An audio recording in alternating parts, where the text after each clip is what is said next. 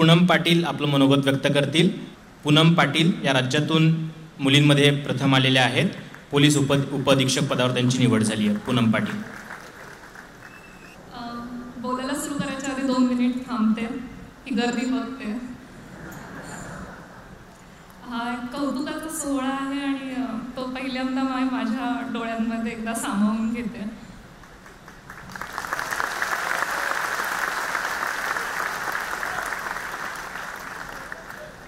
सन्माननीय व्यासपीठावरती असलेले सर्व मान्यवर, इथं उपस्थित असलेले सर्व यशवंत, त्या यशवंताच्या पाठीमागे आणि त्यांच्या यशामध्ये तेवढाच भक्कम पाठिंबा असणारे त्यांचे कुटुंब आणि त्यांचा मित्रपरिवार, आणि या यशवंतांमध्ये आपलं भविष्य पाहणारे सर्व MPSCचे ॲस्पिरंट्स, या सर्वांना आणि युनिक अकॅडमी आणि स्पेशली मनोहर भोळे सरांना खूप खूप धन्यवाद देते. दिस इज द रिझन की स्पेशली मनोहर भोळे सर हे खूप मोठं कारण आहेत की मी आज इथे आहे. म्हणजे बाकी काही बोलण्याआधी मला मनोहर भोळे सरांना नक्की धन्यवाद करायला आवडेल, कारण मला आठवतं की मेन्सचा स्कोर आला होता 385. ठीक आहे, मग त्याच्यानंतर काय, व्हॉट नेक्स्ट.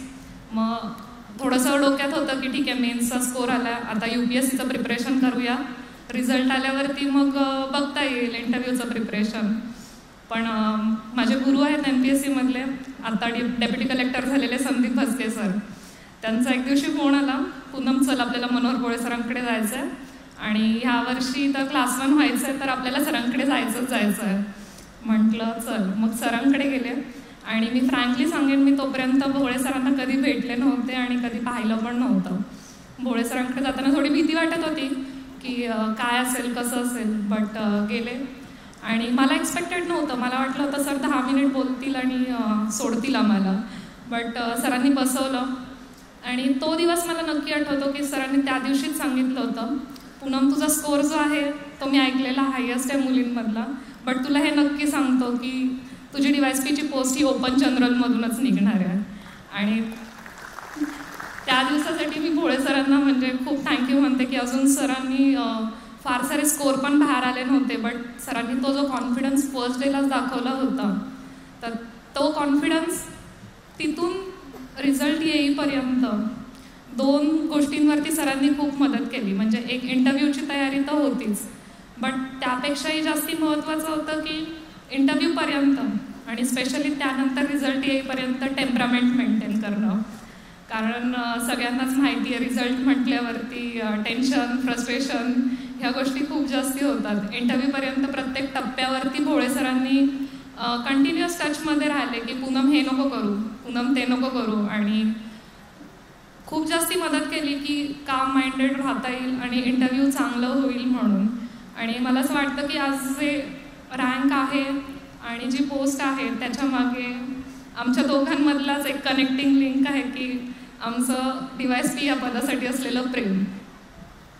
म्हणजे भोळे सरांना जेवढं DYSP या पदावरती प्रेम आहे तेवढंच ते प्रेम मलाही आहे. तशी पाहता ही माझी 4थी पोस्ट आहे, बट DYSP हे माझं पहिलं प्रेम आहे, त्यामुळे ह्या पोस्टचा आनंद खूप जास्ती आहे. थोडंसं इंट्रोडक्शन देईन मी की मी तशी मूळची पंढरपूरमधल्या गारडी गावातली, बट वडील DYSP आहेत, त्यामुळे बदल्या खूप. आणि मग आम्ही साताऱ्यातच सेटल झालो. माझे वडील DYSP आहेत, मोठी बहीण शिवाजीनगरच्या कोर्टमध्ये ज्युडिशियल मॅजिस्ट्रेट आहे आणि लहान भाऊ आता इंजिनिअरिंग करतो आहे. आणि त्याहून सगळ्यात महत्त्वाचं आमचं घरातलं व्यक्तिमत्व माझी आई. आम्ही 5 ठिकाणी 5 लोकं राहतो आणि ती आम्हाला सगळ्यांना सांभाळते. म्हणजे आम्हाला कोणाला काहीही माहिती द्यायची असेल तर आम्ही आईला देतो, मी आईला सांगेल, आई मग बाकीच्या सगळ्यांना सांगेल. हा असा कॉन्टॅक्ट मेंटेन करणं आणि आम्हाला सगळ्यांना एकत्र ठेवणं आणि सगळ्यांना आमच्या गोष्टींमध्ये प्रोत्साहन देणारं माझी आई, तिला एक खूप मोठं थँक्यू मी ह्या प्लॅटफॉर्मवरून म्हणते. दुसरी गोष्ट, मग इंजिनिअरिंग झाल्यानंतर मी टाटा टेक्नॉलॉजीमधून जॉब करायला चालू केलं आणि त्याच दरम्यान मग MPSCचा अभ्यास केला. बट खूप लोकांना हा प्रश्न पडतो की हे कसं केलं, की जॉब पण केला आणि त्याच दरम्यान 3 पदांसाठी सिलेक्शन पण. मला आठवतं की मागच्या वर्षी रोहिणी नरे मॅडमचं भाषण झालं होतं आणि त्यांनी पण तीच गोष्ट सांगितली होती की कुठेतरी जॉब करत असताना आलेलं प्रोफेशनलिझम आणि टाईम मॅनेजमेंटचं स्किल.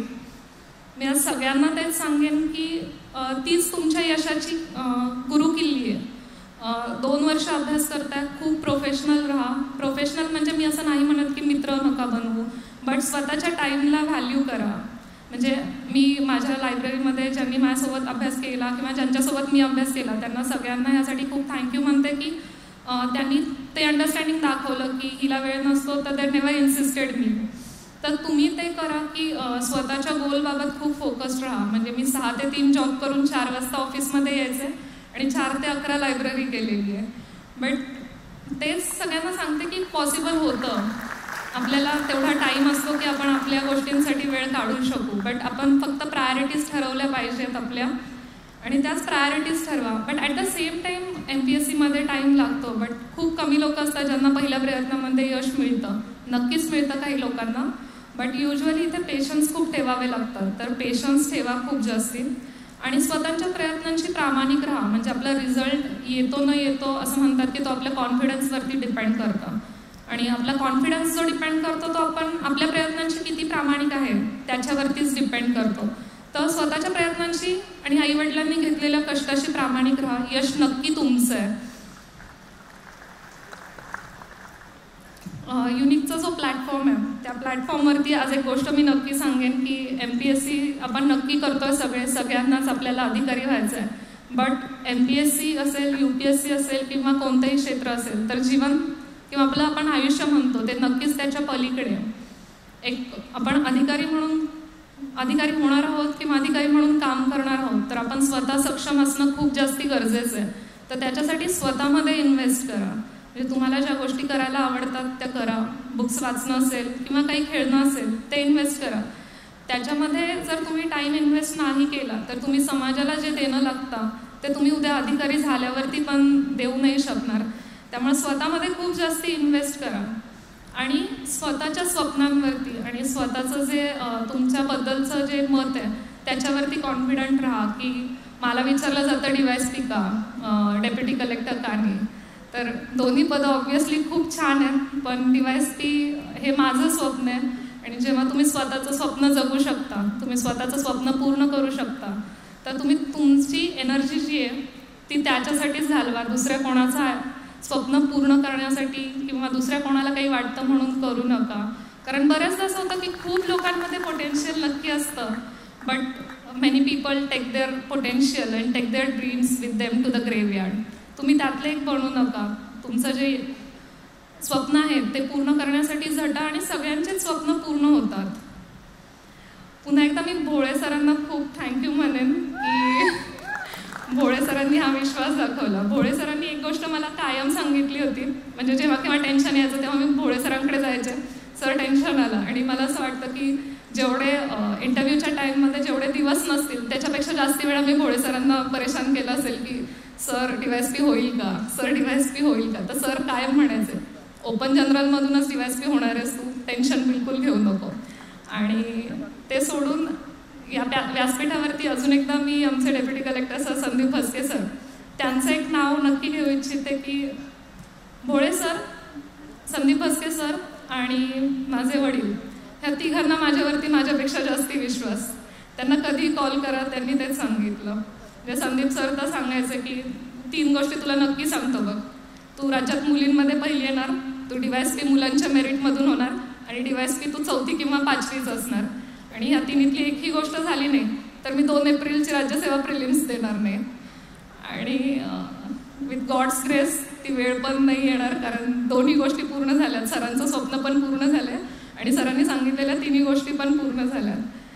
मला एक आठवण इथे शेअर करायची की एकदा भोळे सरांना सोडायला मी त्यांच्या घरी गेले होते आणि सरांचे आईवडील होते. तर सरांनी ओळख करून देतानाच अशी करून दिली होती की म्हणजे अजून इंटरव्ह्यू व्हायचा होता, निकाल तर खूप दूरची गोष्ट. सरांनी ओळख करूनच देताना करून दिली होती की अण्णा ही मुलगी DYSP होणार आहे आणि ही मुलगी राज्यात पहिली येणार आहे. म्हणजे विश्वास नाहीच बसायचा कारण अभ्यास होता, मार्क्स होते, बट तरी पण असं वाटायचं की नाही यार, राज्यात पहिली येणं म्हणजे काहीतरी खूप मोठी गोष्ट आहे आणि ती काही आपल्याला नाही होणार. म्हणजे आपण DYSP वगैरे होऊ, बट तेच आहे की कोणती गोष्ट छोटी नाही आहे. तुम्ही त्याच्यासाठी प्रयत्न करा, तुम्ही नक्कीच मोठे व्हाल.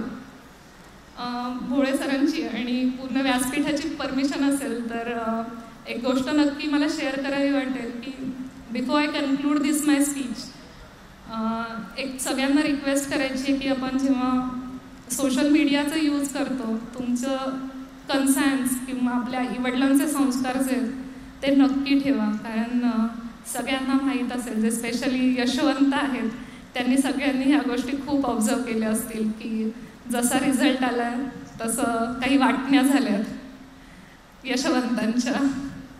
तर ते करू नका असं मला वाटतं. कारण प्रशासकीय अधिकाऱ्याची पहिली आणि त्याची शेवटची बांधिलकी ही जनतेशी आणि भारतीय राज्यघटनेशी आणि त्यांच्या तत्वांशी आहे.